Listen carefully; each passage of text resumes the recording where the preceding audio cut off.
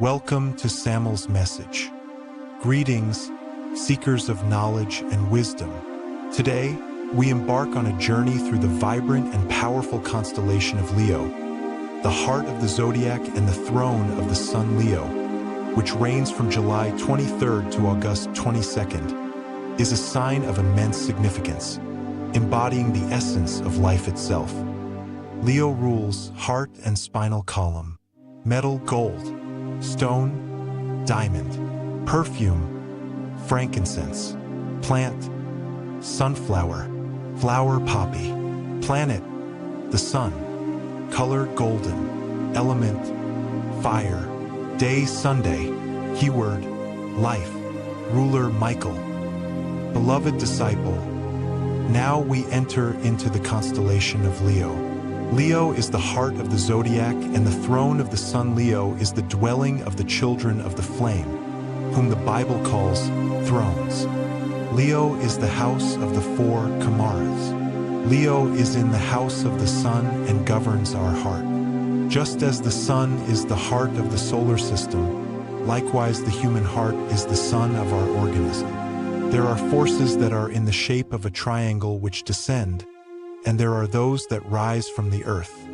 They meet at the heart.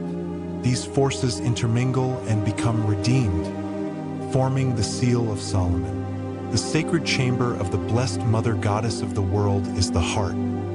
Here is where the ineffable princess of the Kundalini, Hadit, the winged serpent of the wilderness, finally arrives.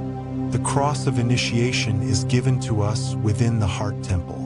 The Kundalini is the laboratory where the heart works. The fires of the heart control the fires of the spine. The Kundalini rises according to the merits of the heart. The Kundalini evolves and progresses within the aura of the solar logos. The heart is the most sensitive organ of our organism. The most remote seismic movements of the world are registered within the fine membranes of the heart. The heart is the sacred temple of our inner master. The inner master speaks to us through intuition, feelings, perceptions, hunches. If humans obeyed these intuitions, they would live without problems. When human beings rebel against the voice of their inner master, they create problems for themselves. Two men exist inside of us. They live in an eternal struggle, one against the other. These two men are the heavenly man and the animal man within us. The animal man wants to solve things on his own and acts as if he knows what is best. The heavenly man speaks through the use of what he intuits.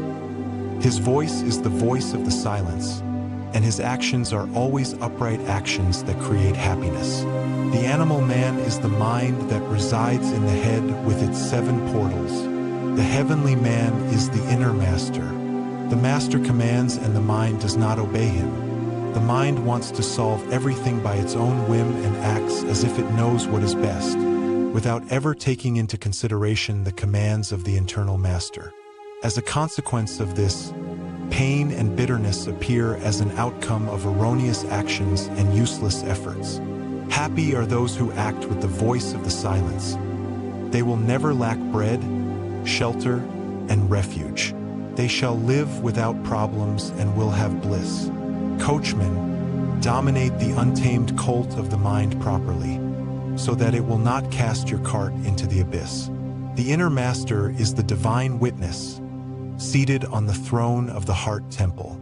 The inner essence of the master is absolute happiness and limitless omniscience.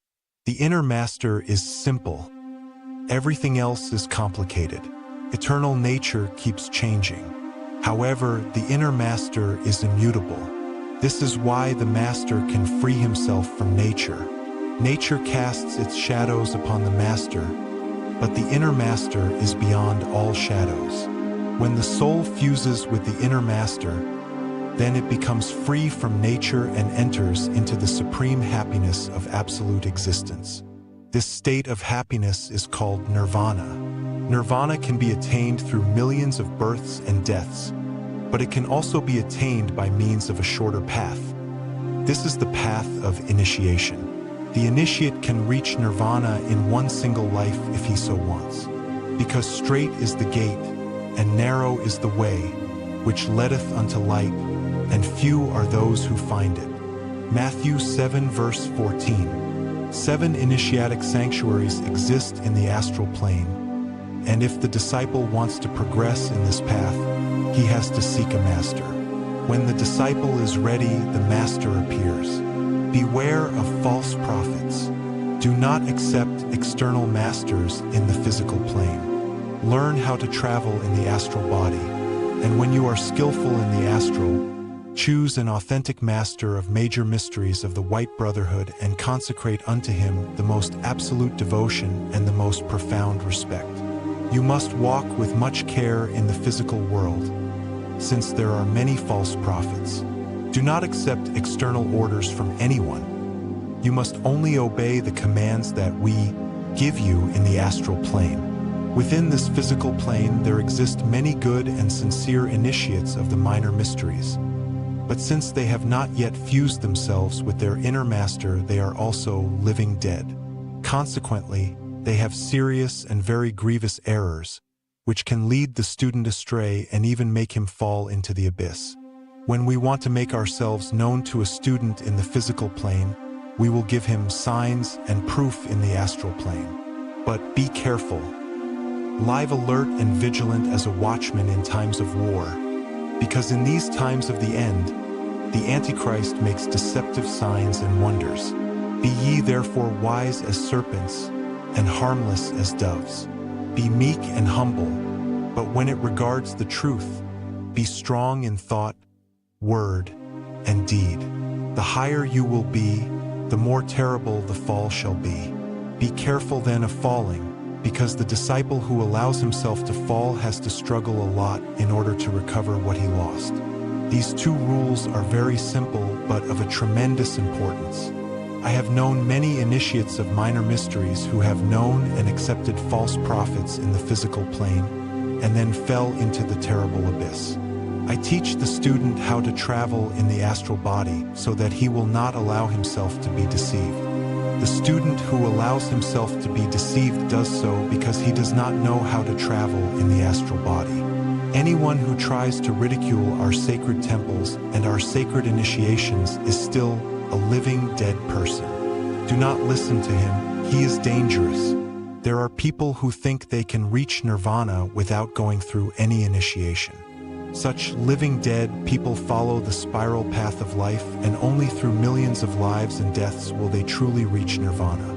But there are other living dead people who want to rapidly fuse themselves with their innermost, reach mastery, but nevertheless try to mock our sacred initiations.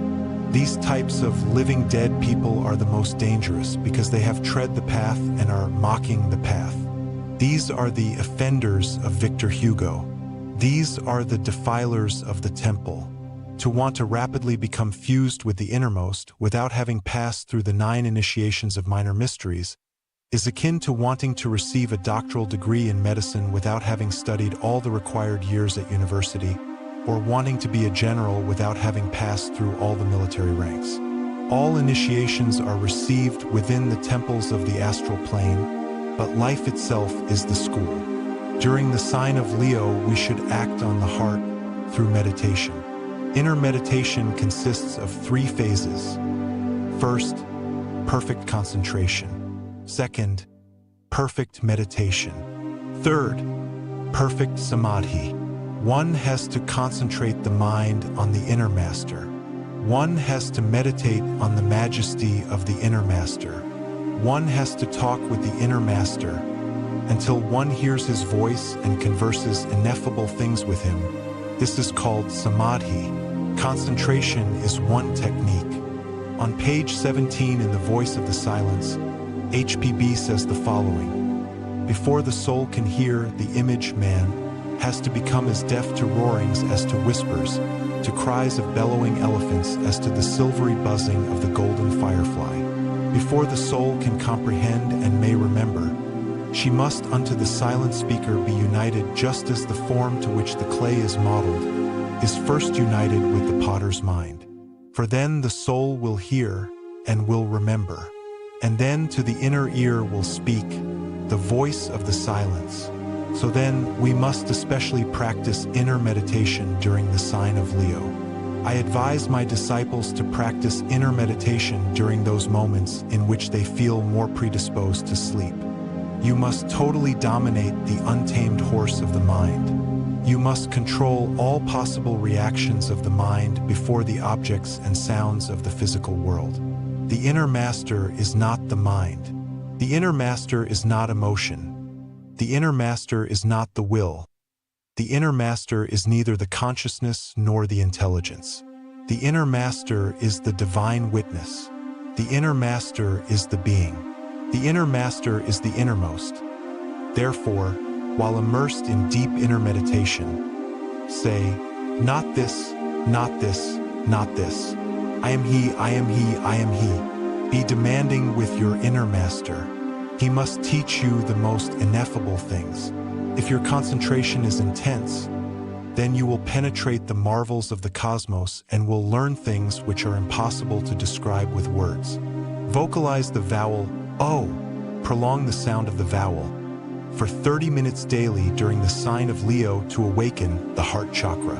Between the Sun and Mercury there exists a secret planet from which emanates the life of all that throbs in the physical plane. The blue hierarchies of the Sun are the fountains of all life. The natives of Leo are energetic and generous at the same time, magnanimous, mystical, and authoritarian. They have a tendency towards anger and must struggle much to dominate that defect. Leo, being the throne of the Sun, announces fortune and high position. The occult significance of Leo is intuition. Gold is the metal of the sign and diamond its stone. The natives of Leo are authoritative and only want to command. Leo brings some journeys. Fraternally, the teacher of your class, Samael Aun Weor,